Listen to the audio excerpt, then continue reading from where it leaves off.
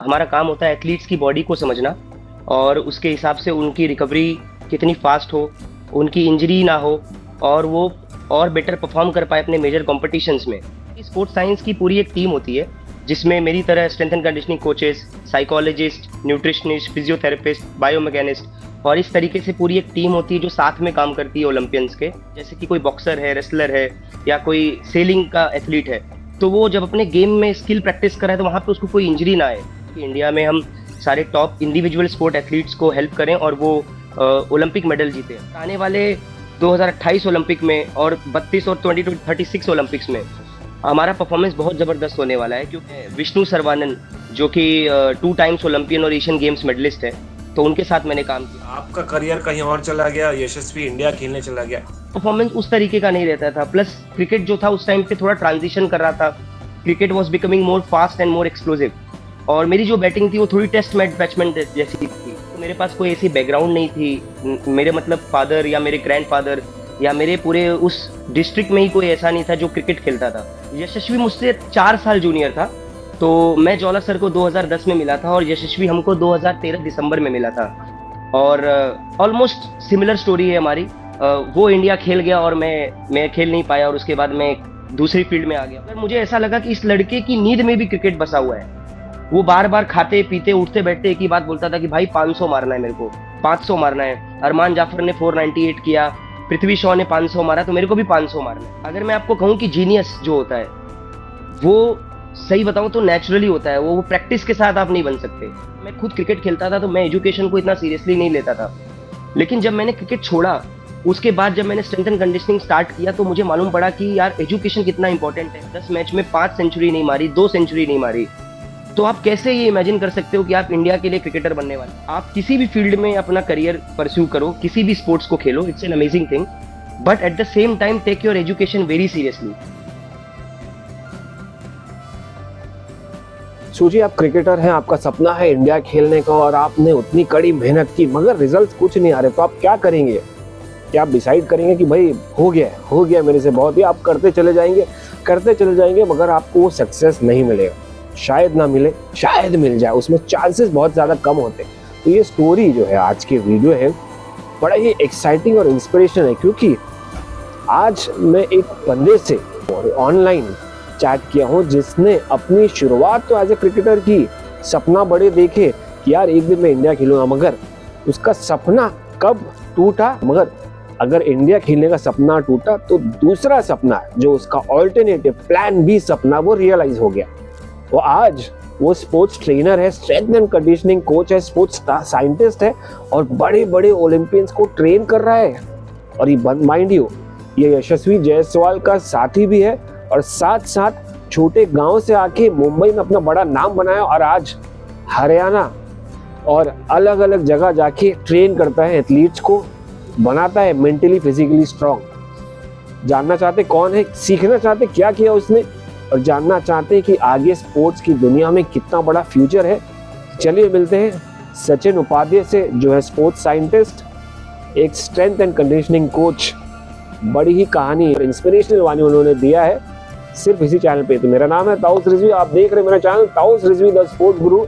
चलिए मिलते हैं सचिन उपाध्याय से।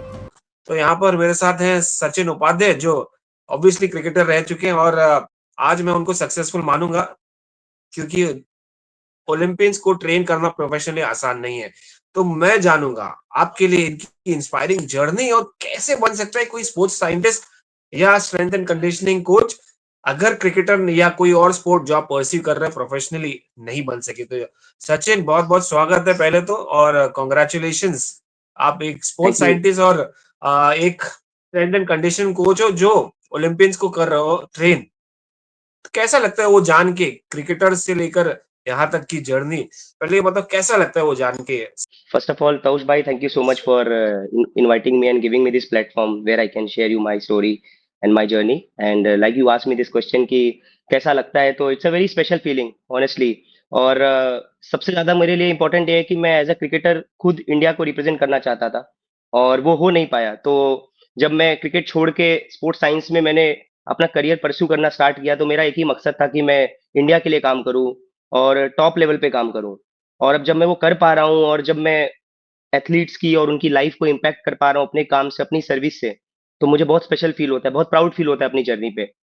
कि ऐसा-वैसा चलता-फिरता काम नहीं है, तो इसके पीछे बहुत मेहनत जाती है और तुम्हारी स्टोरी भी बहुत ही एक्साइटिंग है, बहुत ही फ़ैसिनेटिंग है, इंस्पिरेशनल है, जो उन लोगों के लिए जो छोटे शहर, छोटे गाँव से आते हैं। आप भी शायद भदोही के पास कोई गाँव से आए थे क्रिकेटर बनने। आप आपकी मुंबई की पैदाइश है, मगर आप आपकी अपब्रिंगिंग यूपी में हुई है।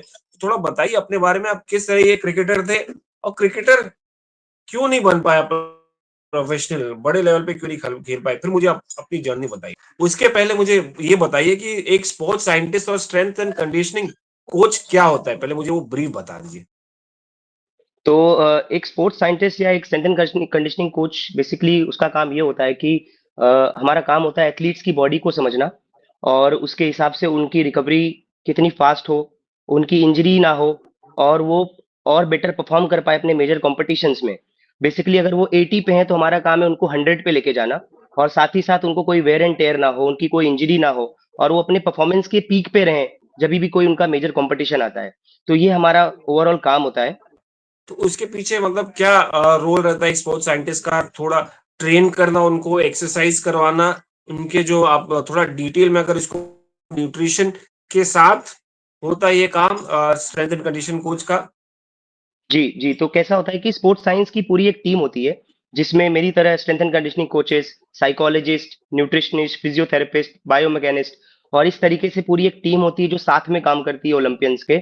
और उसमें मेरा काम ये होता है कि एथलीट्स की टेस्टिंग एंड इवैल्यूएशन करना और फिटनेस टेस्ट करने के बाद जो डेटा हमें मिलता है, उस डेटा के बेसिस पे उनका ट्रेनिंग का, एक्सरसाइज का प्रोग्राम बनाना और फिर उनकी प्रोग्रेसिव लोड करके उनकी एक्सरसाइजेस कराना और जिस तरह से उनका प्रोग्रेशन हो रहा है उसको मॉनिटर करना और साथ ही साथ ये मेक श्योर करना कि उनको कोई इंजरी ना हो और वो इस तरीके से ट्रेन हो कि जब भी वो अपना गेम खेलने जाते हैं जैसे कि कोई बॉक्सर है, रेसलर है या कोई सेलिंग का एथलीट है, तो वो जब अपने गेम में स्किल प्रैक्टिस कर रहा है तो वहां पे उसको कोई इंजरी ना आए। तो ये बेसिकली हमारा मेजर काम होता है और इसके साथ-साथ हमारे साथ पूरी टीम होती है, जिसमें न्यूट्रिशन की हम हेल्प ले सकते हैं, फिजियोथेरेपिस्ट होते हैं, अगर जैसे हमारा एथलीट इंजर्ड हो गया, तो उसको कितना जल्दी हम रिटर्न टू स्पोर्ट करा सकते हैं, वहाँ पे फिजियोथेरेपिस्ट का रोल होता है। और अगर एथलीट मेंटली कभी जैसे कोई परफॉर्मेंस प्रेशर है उसको या कोई कॉम्पिटिशन नज़दीक आ रहा है, जहाँ पे वो थोड़ा उसको एनर्जेटिक नहीं फील हो रहा है, मोटिवेशन लो है उसकी, तो वहाँ पे वो साइकोलॉजिस्ट हमारे साथ होते हैं, जो कि उनकी हेल्प करते हैं। तो इस तरीके से हमारे पास एक wide spectrum of sports science professionals होते हैं और सबका मिला-जुला के यही काम होता है कि हम किस तरीके से एक टॉप एथलीट को एक मेजर कॉम्पिटिशन में उसकी फिटनेस की पीक और किसी भी टाइप की इंजरी को अवॉइड करते हुए वहां तक पहुंचा दें। बड़ा फ़ैसिनेटिंग है, बड़ा एक्साइटिंग है। मगर आप मुझे अपनी थोड़ा और बताइए कि भई आप कौन-कौन से एथलीट्स को आप फ़िलहाल किसके लिए काम कर रहे हैं और कहाँ काम कर रहे हैं? आप ये बताइए मुझे। उसके बाद मुझे जानना है आपकी जर्नी शुरुआत कैसी हुई from Bhadohi UP to Mumbai to cricket to now sports scientist. तो बट मुझे बताइए कि अभी आप अभी क्या कर रहे हैं? किसके साथ कर रहे हैं? जी, तो अभी मैं काम कर रहा हूँ ओजीक्यू के साथ, ओलंपिक गोल्ड क्वेस्ट। ये एक नॉट फॉर प्रॉफिट ऑर्गेनाइजेशन है और हमारा मकसद ये होता है कि इंडिया में हम सारे टॉप इंडिविजुअल स्पोर्ट एथलीट्स को हेल्प करें और वो ओलंपिक मेडल जीतें। यही हमारा होल एंड सोल मोटो है और मैं अभी करंटली पोस्टेड हूँ हरियाणा में and I am working with top elite wrestlers and boxers of India. सबसे इम्पोर्टेंट बात कि इंडिया का फिटनेस लेवल कहाँ तक है इंडियन एथलीट्स का? क्योंकि हम बहुत सारी बातें करते हैं कि यार हमारे फिटनेस नहीं है, हमारे कल्चर नहीं है फिटनेस का। तो आज हम किस तरफ जा रहे हैं, किस तरफ हेड कर रहे हैं और आज हम क्या विज़न गोल लेके जा रहे हैं कि भाई हमारे एथलीट्स जो हैं वो फिट रहेंगे, आगे फिटेस्ट रहेंगे और आपका रोल क्या रहेगा उसमें फ्यूचर में? अभी ऐसा है कि हमारे जितने भी एथलीट्स हैं और जो इंडिया का ओवरऑल फिटनेस है, वो पिछले 5 से 10 सालों में बहुत ज़्यादा चेंज हुआ है। मतलब कि जो स्पोर्ट्स साइंस को लेके अवेयरनेस है, ओवरऑल हमारे देश में, वो काफ़ी बढ़ गई है और बहुत सारे प्राइवेट और गवर्नमेंट ऑर्गनाइजेशंस हैं, जो कि स्पोर्ट्स साइंस को बहुत ज़्यादा तवज्जो दे रहे हैं और वो बहुत सारे स्पोर्ट्स साइंस प्रोफेशनल्स को हायर कर रहे हैं और उनको एक अच्छी सैलरी मिल रही है और इसके साथ-साथ वो ये मेक श्योर कर रहे हैं कि एथलीट की जो ट्रेनिंग हो रही है, उसको एक स्पोर्ट्स साइंस का बैकअप मिले, ताकि वो बहुत ज़्यादा साइंटिफिकली ड्रिवन ट्रेनिंग अप्रोच के साथ एथलीट काम करे और एंड ऑफ द डे हम हमारे देश के लिए मेडल जीते। तो अगर मैं बात करूं पिछले 10 साल में, तो स्पोर्ट्स साइंस बहुत ज्यादा बूम किया है इंडिया में और ये बहुत ज्यादा फास्ट रेट पे ग्रो कर रहा है और आने वाले 2028 ओलंपिक में और 32 और 2036 ओलंपिक्स में हमारा परफॉर्मेंस बहुत जबरदस्त होने वाला है, क्योंकि जो हमारे पास सुविधाएं हैं और जो रिसोर्सेस हैं स्पोर्ट्स साइंस को लेके या टेक्नोलॉजी को लेके ट्रेनिंग को लेके, वो धीरे धीरे बढ़ रही है और हमारी गवर्नमेंट बहुत अच्छे अच्छे स्टेप्स और पॉलिसीज बना रही है इसको लेके। तो ओवरऑल जो अवेयरनेस है और प्लस जो अ, मैं कह सकता हूँ कि जो रिसोर्सेस हैं वो काफी बढ़ गए हैं अभी, और हमारे एथलीट्स की इसी वजह से परफॉर्मेंस जो है वो ज्यादा अभी बेटर हो रही है, और वो ज्यादा टूर्नामेंट्स में पार्टिसिपेट कर पा रहे हैं और ज्यादा अच्छी इंटेंसिटी के साथ वो परफॉर्म कर पा रहे हैं। तो आप इस वक़्त किसको ट्रेन कर रहे हैं? आप पहले कि कौन-कौन से ओलंपियंस को ट्रेन कर चुके हैं? अगर आप नाम बताएँ, थोड़ा उसमें लोगों को इंस्पिरेशन मिलेगा कि भाई इतने बड़े-बड़े ओलंपिक को सचिन ट्रेन कर चुके हैं। विष्णु सरवानन, जो कि 2 टाइम्स ओलंपियन और एशियन गेम्स मेडलिस्ट हैं, तो उनके साथ मैंने काम किया था। और जब मैं ओजीक्यू में आया तो उसके बाद फिर मैंने ओजीक्यू में आने के बाद इंडिया के टॉप इलाइट फीमेल रेसलर्स के साथ काम कर रहा हूँ, जो कि एशियन गेम्स मेडलिस्ट हैं, ओलंपियंस हैं, और टॉप बॉक्सर के साथ काम जो कि एशियन चैंपियनशिप गोल्ड मेडलिस्ट हैं। तो इस तरीके के वाइड वैरायटी ऑफ एथलीट्स के साथ काम कर रहा हूँ, और लास्ट मई 2025 में मैं इंडियन शूटिंग टीम के लिए मैंने काम किया, जिसमें मैं आईएसएसएफ जूनियर वर्ल्ड कप के लिए जर्मनी गया था। तो जहाँ पे हमने फर्स्ट पे फिनिश किया ओवरऑल। तो इस तरीके से मैं वाइड वैरायटी ऑफ एथलीट्स के साथ काम कर रहा हूँ। अब आपकी जर्नी पे आएँगे। मुझे ये बताइए कि आप यूपी में पले-बड़े, क्रिकेटर बनने का सपना क्या था वो कि क्रिकेट खेलने आए मुंबई, ज्वाला सिंह जो यशस्वी के कोच और शायद आप लोग साथ में खेले यशस्वी और आप क्रिकेट और आपका करियर कहीं और चला गया, यशस्वी इंडिया खेलने चला गया। तो ये पैरेलल चल रहा है आप दोनों का और मुझे बताइए कि कैसी जर्नी थी आपकी एज़ अ क्रिकेटर और यहाँ कैसे जंप पहले जब मैं यूपी में था, और मैं बहुत ज़्यादा बचपन से हाइली इन्फ्लुएंस था सचिन तेंदुलकर सर के करियर से, और उनको जभी भी मैं टीवी पे देखता था, तो मुझे ऐसा फ़ील होता था कि मैं भी एक दिन क्रिकेट खेलूँ और उनकी तरह खेलूँ और इंडिया का कपड़ा पहने मिले मुझे भी। और 2006 में जब मैं तकरीबन 9 साल का था जब यूपी से मुंबई आया, और उसके बाद 2010 फरवरी में मुझे ज्वाला सर मिले, और उनके साथ मैं एक टूर पे गया, और उसके बाद उन्होंने मुझे बताया कि अक्टूबर 2010 से मेरी एकेडमी स्टार्ट हो रही है, तो तुम वहाँ पे आओ। और फिर उसके बाद वहाँ से मैं एकदम रॉ लड़का था, और सर ने मुझे बैटिंग की स्किल्स सिखाए और मुझे एक ओपनिंग बैट्समैन की तरह तैयार किया। और फिर उसके बाद मैंने बहुत सारे इम्पोर्टेंट जो टूर्नामेंट्स होते हैं एमसीए के अंडर में, अंडर 16, अंडर 19, अंडर 23, ये सारे इवेंट्स के लिए बहुत सारे एमसीए के जो रजिस्टर्ड क्लब्स हैं, जैसे कि कांगा लीग, टाइम शील्ड, इन सब क्लब्स के लिए और कंपनीज के लिए खेला। और 2017-18 आने तक ऐसा हो गया था कि जो मेरा परफॉर्मेंस था एज कम्पेयर टू जो मेरे कंटेम्परीज थे उस टाइम पे मुंबई क्रिकेट एसोसिएशन में, तो मेरा परफॉर्मेंस उस तरीके का नहीं रहता था। प्लस क्रिकेट जो था उस टाइम पे थोड़ा ट्रांजिशन कर रहा था, cricket was becoming more fast and more explosive, और मेरी जो बैटिंग थी वो थोड़ी टेस्ट मैच बैट्समैन जैसी थी। तो और मेरे जो पास्ट परफॉर्मेंसेस थे वो इस तरीके से मुझे इनकरेजिंग नहीं लग रहे थे। तो उस टाइम पे 2018 के टाइम पे मुझे पता चला कि मेरे एक कोच के थ्रू की स्पोर्ट्स साइंस और स्ट्रेंथ एंड कंडीशनिंग नाम की एक फील्ड है, जहाँ पे मैं टॉप एथलीट्स के साथ काम कर सकता हूँ। और अगेन जो मेरी एक इच्छा थी कि मुझे हमेशा एथलीट की तरह लाइफस्टाइल चाहिए या क्रिकेटर्स के साथ ही काम करना है। तो मुझे इसके बारे में पता चला, और इस तरीके से फिर मैंने उसमें जो भी कोर्सेस हैं या जो भी स्टार्टिंग में एग्जाम्स थे उसको पास किया, और वहां से मेरी जर्नी स्टार्ट हुई टुवर्ड्स स्पोर्ट्स साइंस और स्ट्रेंथ एंड कंडीशनिंग। और मेरे लाइफ में सबसे बड़ा मेजर ब्रेक थ्रू आया जब मैं आर्मी ऑटिंग रोड में काम करना स्टार्ट किया 20 अक्टूबर 2021 को, और जिसके लिए मैं बहुत ग्रेटफुल हूँ कर्नल एनएस जोहल को। वो भी इंडिया के एक ओलंपियन है और इंडियन आर्मी कर्नल थे, और उन्होंने मुझे मौका दिया इंडियन आर्मी के साथ काम करने का और इंडियन सेलिंग टीम के साथ काम करने का। और वहां जाने के बाद मुझे ये पता चला कि मैं सच बताऊं तो 2019 तक मुझे ऐसा था कि मैं स्ट्रेंथ एंड कंडीशनिंग कोच इसलिए बनना चाहता था क्योंकि मुझे क्रिकेट एसोसिएशंस के लिए काम करना था। बट जब मैं आर्मी आउटिंग रोड में गया और मुझे जब पता चला कि सेलिंग नाम का एक स्पोर्ट है, और इंडिया में अलग अलग ओलंपिक स्पोर्ट्स हैं, ओलंपिक एथलीट्स हैं, जिनको ज्यादा रिक्वायरमेंट है मेरे जैसे प्रोफेशनल की, क्योंकि क्रिकेट का जो सेटअप है वो ऑलरेडी बहुत वेल स्ट्रक्चर्ड है। तो वहां पे अगर मैं जाऊंगा तो मैं कुछ खास बदलाव नहीं ला सकता।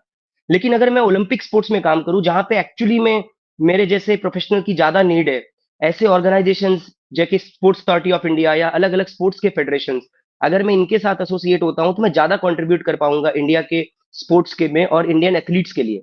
और वहां से जो मेरा माइंडसेट है overall as a sports science specialist, वो कंप्लीटली चेंज हो गया। और उसके बाद मैंने एक ही मकसद रखा अपने लाइफ में कि मुझे बस इंडियन स्पोर्ट्स के लिए काम करना है, और मुझे जिस भी स्पोर्ट्स में काम करने का मौका मिलेगा, जिस भी एथलीट के साथ काम करने का मौका मिलेगा, आई विल गिव माई 100%।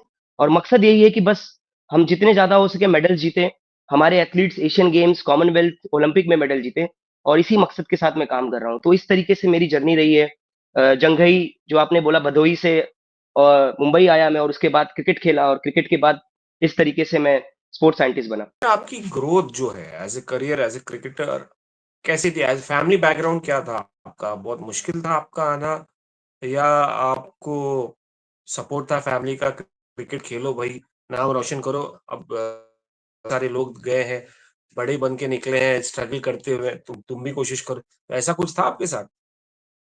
तो मेरी जो फैमिली बैकग्राउंड है वो तो मैं बहुत ज़्यादा हम्बल फैमिली बैकग्राउंड से बिलॉन्ग करता था यूपी में। और मैं सच बताऊँ तो मेरे पास कोई ऐसी बैकग्राउंड नहीं थी। मेरे मतलब फादर या मेरे ग्रैंडफादर या मेरे पूरे उस डिस्ट्रिक्ट में ही कोई ऐसा नहीं था जो क्रिकेट खेलता था। और आपको भी पता है कि यूपी में जो सबसे ज़्यादा फ़ैसिनेटिंग प्रोफ़ेशंस हैं वो है यूपीएससी, कोई गवर्नमेंट जॉब या कोई इंजीनियर, डॉक्टर बनना।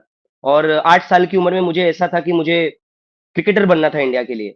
और जब मैं मुंबई आया और उसके बाद जब मैंने मेरे पापा से बताया कि मुझे क्रिकेट खेलना है, तो ऑफ कोर्स मेरे फादर ने मुझे सपोर्ट किया और बहुत ज़्यादा हेल्प भी की। बट फाइनेंशियली हम इतने स्ट्रांग नहीं थे कि हम क्रिकेट को उस लेवल तक खेल पाए या उस तरीके से क्रिकेट को मैं परस्यू कर पाऊँ जो एक्चुअली नीडेड है। और वहाँ से मेरे लाइफ में ज्वाला सर का रोल बहुत इम्पोर्टेंट हो जाता है क्योंकि उन्होंने फिर मुझे अपने पास बुलाया और अपने पास रखा।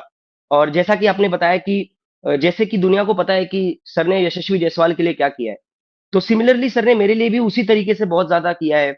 और मुझे बहुत ज़्यादा उन्होंने सपोर्ट किया, गाइडेंस दी, मेरी एजुकेशन में बहुत हेल्प किया। और एक अच्छा क्रिकेटर तो उन्होंने मुझे बनाया ही, बट उसके साथ-साथ मेरी जो ग्रूमिंग है, कि मैं एक अच्छा इंसान कैसे बन सकता हूँ, एक अच्छा प्रोफ़ेशनल कैसे बन सकता हूँ, उस पे उन्होंने बहुत काम किया। मैं आपको एक छोटा-सा किस्सा बताता हूँ कि 2012-13 के टाइम पे सर मुझे हमेशा एक अच्छे कैफ़े में या कोई 5 स्टार होटल में लेके जाते थे खाना खिलाने। तो मैंने सर को एक दिन क्वेश्चन पूछा कि सर मैं तो इतने नॉर्मल बैकग्राउंड से बिलॉन्ग करता हूँ। अगर आप मुझे नॉर्मल वड़ा पाव भी खिला दोगे तो मैं तो खुश हो जाऊँगा। तो आप मुझे सी प्रिंसेस होटल में या जेडब्ल्यू मैरिट में या किसी बड़े कैफ़े में क्यों लेके जाते हो? तो उन्होंने एक बात कही कि मुझे पता है तू आगे चल के बहुत बड़ा आदमी बनने वाला है। तो इसीलिए मैं तुझको अभी से इस चीज़ की ट्रेनिंग दे रहा हूँ कि जब तू बड़ा आदमी बन के किसी 5 स्टार होटल में जाएगा, तब तू वहाँ पे प्रेशर मत फ़ील करे, नर्वस ना हो जाए। तो इस तरीके से ज्वाला सर की थिंकिंग थी मेरे को लेके। और मतलब क्रिकेट के साथ-साथ उनको इस बात का बहुत बिलीव था और वो पहले इंसान थे जिन्होंने मुझे ये सेल्फ बिलीव दिया कि मैं कुछ बड़ा कर सकता हूँ अपने करियर में। तो इस तरीके से मेरे करियर में इन मेरे फादर और प्लस मेरे कोच ज्वाला सर का हाथ रहा है। यशस्वी और तुम्हारा करियर तो साथ में ही चला है, पैरेलल आप लोग साथ में ही खेलते थे? यशस्वी मुझसे 4 साल जूनियर था, तो मैं ज्वाला सर को 2010 में मिला था और यशस्वी हमको 2013 दिसंबर में मिला था। और ऑलमोस्ट सिमिलर स्टोरी है हमारी। बट यही था कि वो इंडिया खेल गया और मैं खेल नहीं पाया और उसके बाद मैं एक दूसरी फील्ड में आ गया और ये मेरी कहानी है बस। ये यशस्वी के थोड़े किस्से बताइए। आप लोग साथ में थे, साथ में ग्रो किए, अगर 4 साल का डिफरेंस था मगर जूनियर था आपके। मगर किस तरह की कुछ है इंटरेस्टिंग वाकया जो आपके साथ है यशस्वी का? आपको कितना लगता था यार ये बंदे में दम है, ये बंदे में हंगर है, ये आगे जाके कुछ करेगा? कुछ ऐसा इंसिडेंट जो बिल्कुल, आपको याद है? मैं सच बताऊँ तो अगर मुझे मतलब ज्वाला सर की स्कूल की फैक्ट्री से जो भी बच्चे निकले हुए हैं, तो वो सब बहुत मेहनती होते हैं। और मुझे हमेशा लगता था कि मैं बहुत मेहनत करता हूँ, बट मुझे अपने जैसा कोई अगर दिखा है लाइफ में आज तक, तो दूसरा लड़का वो यशस्वी जायसवाल ही है। और हम जब साथ में 2014 जनवरी में पहली बार नेपाल गए, तो वहाँ पे वो मेरे साथ रहता था और मुझे उसने पहली बार अपनी स्टोरी बताई कि वो किस तरीके से आज़ाद मैदान पे रहता था, टेंट में। और उसके बाद किस तरह से उसको ज्वाला सर मिले और हम दोनों साथ में फिर रहने लग गए। और मैं एक आपको किस्सा बताता हूँ कि अ, हमारा रूटीन ऐसा होता था कि हम सुबह 7 से 9 आज़ाद मैदान पे प्रैक्टिस करते थे। उसके बाद हम साढ़े 9 से लेके 4 बजे तक हम Shivaji park, air India ground या आज़ाद मैदान या क्रॉस मैदान पे कहीं पे भी हम मैचेस खेलते थे। सर ने इस तरीके से हमारी रूटीन डिज़ाइन की थी और शाम को हम सब लोग एयर इंडिया ग्राउंड पे जाते थे, सर के पास प्रैक्टिस करने के लिए। तो इस तरीके से हमारी मेजॉरिटी ऑफ टाइम ये रूटीन होती थी। तो एक बार ऐसा हो गया था कि दोपहर में 3 बजे हम सर के घर पे सोए हुए थे और सर ने बोला था कि तुमको 3 बजे ग्राउंड पे आना है। और जायसवाल सोया हुआ था, तो मैंने उसको और वो एकदम गहरी नींद में था, एकदम व्हाइट्स जो हमारे क्रिकेट के एकदम गंदे रहते हैं। तो मैंने उसको ना ऐसे बस खाली उठाया, मैंने बोला, "मोंटी अपने को प्रैक्टिस पे चलना है।" वो लड़का तुरंत उठ के रेडी हो गया और उसने सीधा उठ के किट बैग लिया और नीचे बाहर आ गया। मतलब कोई भी अगर आम इंसान होता तो शायद नींद से उठने के बाद 2 मिनट का टाइम लेता, वो अपने आप को थोड़ा फ्रेश करता। मगर मुझे ऐसा लगा कि इस लड़के की नींद में भी क्रिकेट बसा हुआ है। ऐसे बहुत सारे इंसिडेंट्स हैं उसके साथ कि मतलब जहाँ पे मैं सोचता था कि मैं 200 रन कब बनाऊँगा या मैं 100 कब मारूँगा। वो बार-बार खाते-पीते, उठते-बैठते एक ही बात बोलता था कि भाई 500 मारना है मेरे को, 500 मारना है। अरमान जाफर ने 498 किया, पृथ्वी शॉ ने 500 मारा तो मेरे को भी 500 मारना है। तो मैं उससे बहुत फ़ैसिनेट होता था कि यार ये लड़का, इसमें भूख कितनी ज़्यादा है। मतलब कि मैं यहाँ 100 रन बनाने के लिए, 200 रन बनाने के लिए सोच रहा हूँ और ये लड़का 500 रन की बात कर रहा है। तो इस तरीके का मतलब उसका अप्रोच होता था, उसका माइंडसेट होता था और मैं सच बताऊँ कि पागल थे मतलब हम सब लोग, मतलब कोई लिमिट नहीं थी हमारी मेहनत करने की या किसी भी चीज़ को करने की। स्पोर्ट्स साइंटिस्ट आप बन गए हो, अब कैरेक्टर को समझते हो, तो ये कैरेक्टर जो है वो इनबॉर्न बिल्ट रहता है कि इंसान डेवलप करता है अपने में कि मुझे 500 रन बनाना है या मुझे 100-200 रखना है या मुझे लिमिटेड रहना है। ये इनबिल्ट रहता है या आपने देखा है, ऑब्जर्व किया, चैंपियंस की मेंटालिटी क्या होती है ये बताइए मुझे? आप चूँकि ओलंपियंस सी के साथ भी काम किए हैं। बिल्कुल, तो see there are 2 aspects of this. मैं इसको अगर आपको बताऊँ तो, अगर मैं आपको कहूँ कि जीनियस जो होता है, वो सही बताऊँ तो नेचुरली होता है, वो प्रैक्टिस के साथ आप नहीं बन सकते। कि कुछ चीज़ें आपकी ना इनबॉर्न होती हैं, कि कुछ जो आपकी स्किल्स होती हैं वो नेचुरली गॉड गिवन होती है, वो आप प्रैक्टिस से नहीं ले सकते। और एक एस्पेक्ट है कि रिपिटेशन, अगर आप बहुत ज़्यादा रिपिटेशन करते हो तो आप उसके मास्टर बन जाते हो। But there is a difference कि मतलब जो सचिन तेंदुलकर हैं, वो सिर्फ़ सचिन तेंदुलकर ही बन सकते हैं। वो कोई और उस लेवल पे अचीव नहीं कर सकता। क्योंकि वो जो उनकी स्किल्स और जो माइंड उनका काम करता है, जब एक फास्ट बॉलर के हाथ से बॉल छूटता है या मुरलीधरन के हाथ से बॉल निकलती थी, तो जिस तरह वो रीड कर पाते थे, वो कितना भी वो प्रैक्टिस करवा दे किसी को या सिखा दे, दूसरा नहीं कैच कर पाएगा उस तरीके से। तो उसी तरीके से मुझे ऐसा लगता है कि जो आपने क्वेश्चन पूछा कि जो चैंपियंस होते हैं या जो इनबॉर्न टैलेंट होता है, वो नेचुरली कुछ चीज़ें होती हैं जो कि प्रैक्टिस से नहीं सीखी जाती। बट ऑफ कोर्स एक पार्ट होता है स्किल का, जो कि आप प्रैक्टिस करके रिपिटेशंस के साथ, जैसे क्रिकेट में हम बोलते थे कि अगर आप एक शॉट की 10,000 बार प्रैक्टिस करो तो आप उसके मास्टर बन जाते हो। तो उस तरीके से अगर आप किसी स्किल की आप बार-बार रिपिटेशन करो तो आप उसके मास्टर बन जाओगे, बट आप जीनियस नहीं बनोगे। जीनियस जो होता है वो नेचुरली होता है और वो कुछ चीज़ें चेंज नहीं की जा सकती। ये कि बहुत सारे लोग क्रिकेटर्स जो सपना देखते हैं क्रिकेटर बनने का और उसमें से आप देखते हैं 0.001% जाके इंडिया खेलते हैं, ठीक है? मगर कितना इम्पोर्टेंट होता है as a somebody who has studied, pursued a different profession from being a cricketer, from dreaming to play for India one day. बहुत सारे लोग छोड़ देते हैं और वही बंद कर देते हैं, अपना कुछ करते हैं, मेरा क्रिकेट का सपना खत्म हो गया, अब मैं कुछ नहीं करूँगा।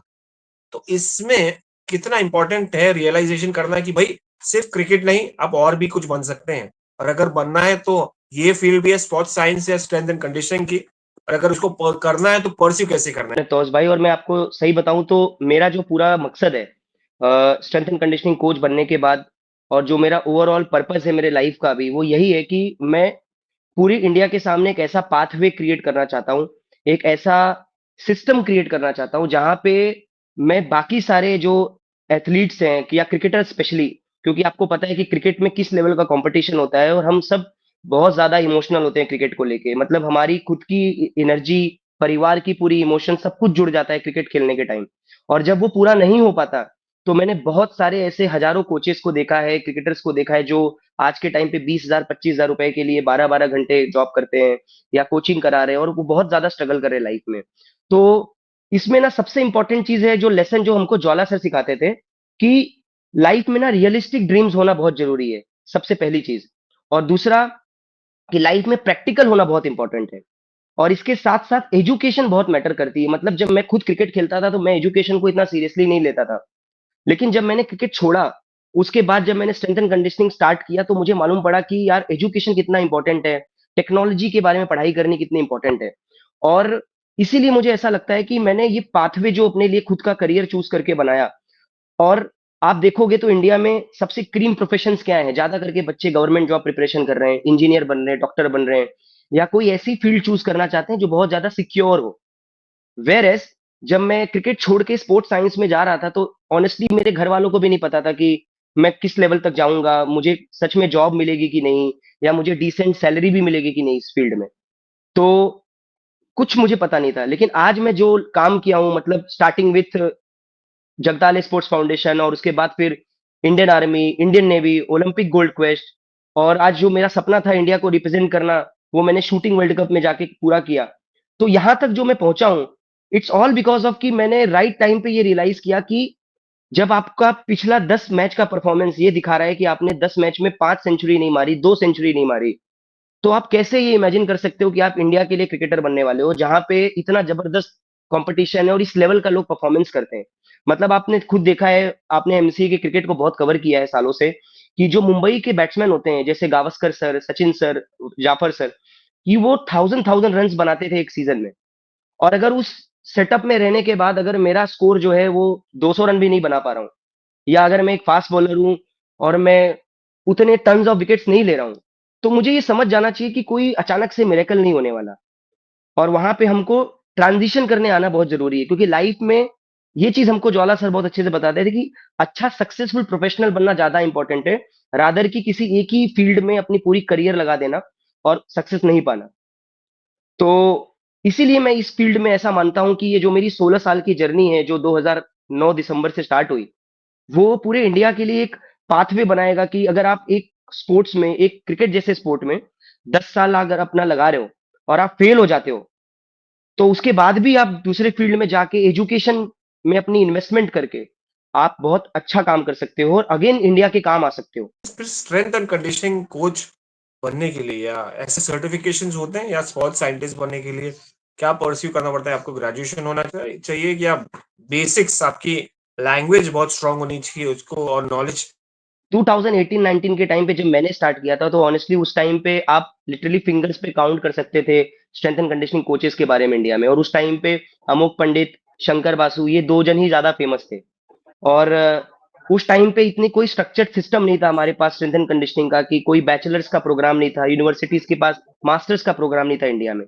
तो हम सबके लिए एनएससीए का जो यूएसए में एक ऑर्गेनाइजेशन है, national strength and conditioning association नाम से, तो उनका एक एग्जाम होता है, CSCS exam, certified strength and conditioning specialist. तो वो एग्जाम आपको पास करना पड़ता है।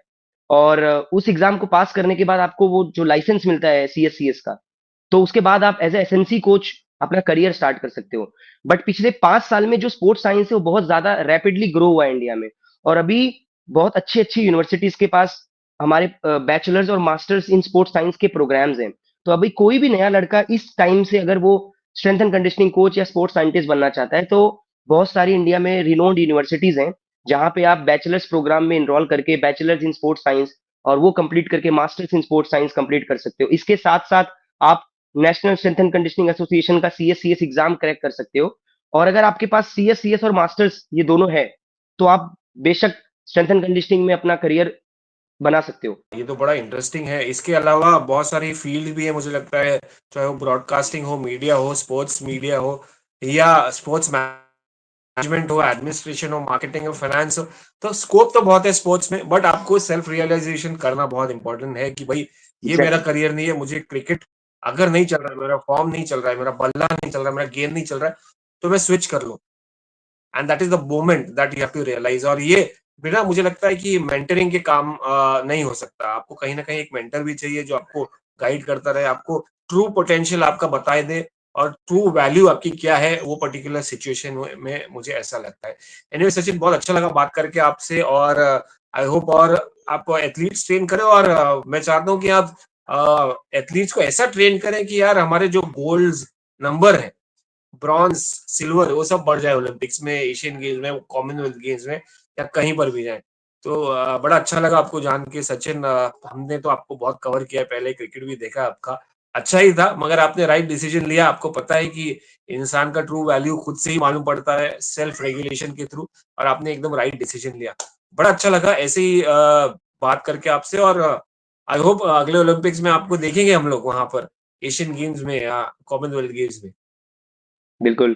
और तोष भाई, मैं आपको आपके प्लेटफॉर्म के थ्रू एक मैसेज जो मुझे ऐसा लगता है कि पूरे एथलीट्स को और सबको देना चाहता हूँ, जो भी यंगस्टर्स हैं इंडिया में, स्पेशली जो अभी 8वीं 10वीं या 12वीं क्लास में है, तो उन या कोई किसी स्पोर्ट्स में करियर बनाना चाहता है, तो मैं सबको बस यही बताना चाहता हूँ कि I am a product of sports and education. So आप किसी भी फील्ड में अपना करियर परस्यू करो, किसी भी स्पोर्ट्स को खेलो, it's an amazing thing, but at the same time take your education very seriously. क्योंकि अगर आप एजुकेशन को सीरियसली ले रहे हो, तो आप हमेशा एक अच्छे प्रोफेशनल बनोगे। और साथ ही साथ invest in technology, become financially very smart. तो ये मेरा मैसेज है सबको कि आप एथलीट बनो, आप कोई भी स्पोर्ट्स खेलो, आप क्रिकेट खेलो, आप बैडमिंटन खेलो, आप टेनिस खेलो, बट अपने एजुकेशन को बहुत सीरियसली लो और साथ ही साथ टेक्नोलॉजी के बारे में सीखो, फाइनेंस के बारे में सीखो, क्योंकि एंड ऑफ द डे ये सारी जो स्किल्स है और ये सारी जो डोमेन्स है ये आपको हेल्प करती हैं एक बहुत अच्छा प्रोफेशनल बनने में। तो यही मेरा सबको मैसेज है। और किसी and stay realistic to your career. Exactly और बहुत अच्छा मैसेज है। और यंगस्टर के लिए ये बोलना कि भाई आप सही फोकस, सही रास्ता लीजिए, ये बड़ी बात है एक प्रोफेशनल से, coming from a professional who struggled all his way and now he is successfully handling Olympians. Congratulations and thank you once again. ऐसे ही बहुत सारे वीडियोस आने वाले हैं आपके पास, बहुत सारी चीजें सीखने मिलेंगे आपको ये चैनल पे। अभी के लिए गुड बाय, थैंक्स सचिन। तो दोस्तों कैसी लगी आपको ये स्टोरी? मुझे तो बड़ी इंस्पायरिंग लगी सचिन उपाध्याय की स्टोरी। मतलब एक जज्बा, एक जुनून लेके ये बंदा आया था मुंबई, एक शहर में एक सपना लेके कि भाई मैं क्रिकेटर बनूंगा, मगर वो सपना पूरा नहीं हुआ। मगर उसके पास एक प्लान भी था, ऑल्टरनेट प्लान था, सबके पास जो होना चाहिए आज। क्योंकि देखिए अगर आप सोचेंगे आप कोई भी फील्ड में हो, एथलीट, आपको सिर्फ इंडिया खेलना है तो डेफिनेटली इंडिया खेलने को तो मिशन होना चाहिए, मगर कुछ सालों में आपको पता चल जाएगा, रियलिस्टिक होना पड़ेगा कि क्या मैं खेल सकता हूं या नहीं। सचिन उपाध्याय को पता चल गया था कि उनका फ्यूचर क्या है क्रिकेट में और ऑल्टरनेट फ्यूचर क्या है उनका, और उसके ऊपर डट के रहे। सबसे इंपॉर्टेंट बात उन्होंने जो की है वो है एजुकेशन, आईटी, आर्टिफिशियल इंटेलिजेंस। हमको दुनिया में सबसे आगे रहना है, एज भारत को आगे लेके जाना है, तो हमको हर फील्ड में एक कमांड रखना पड़ेगा, ठीक है, चाहे वो स्पोर्ट्स हो, चाहे वो एआई हो, या चाहे कोई भी फील्ड हो। तो क्या कर रहे हैं, चलिए करिए ऐसे ही सचिन उपाध्याय जैसी इंस्पिरेशनल स्टोरी, और मुझसे आइए टच में, और मैं आपके ऊपर भी फीचर करूंगा, जानूंगा आपकी कहानी। अभी के लिए हाउस रिजवी को दीजिए इजाजत, बट सब्सक्राइब करना मत भूलिए और फॉलो करिए मुझे इंस्टाग्राम पे ऐसी बहुत सारी इंस्पिरेशनल कहानी के लिए। Goodbye for now.